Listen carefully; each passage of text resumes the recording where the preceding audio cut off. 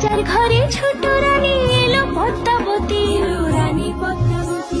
রাজার আরো 6টি রানীর ছিল না সন্তান, পদ্মাবতীর কোলালোতে মিলল সমাধান। বছর যেতে জন্ম নিল 7 ছেলে 1 মেয়ে, হয় খুশির আকাশ হঠাৎ কালো মেঘে গেল ছেয়ে। হিংসেতে যায় জ্বলে পুড়ে বাকি 6টি রানী, যুক্তি করে ঘটায় ওরা 7 কুমারের হানি। সুযোগ মতো 7 ছেলেকে মাটিতে দেয় পুঁতে, বাঁচে একা পারুল ওরা পায় না তাকে ছুতে।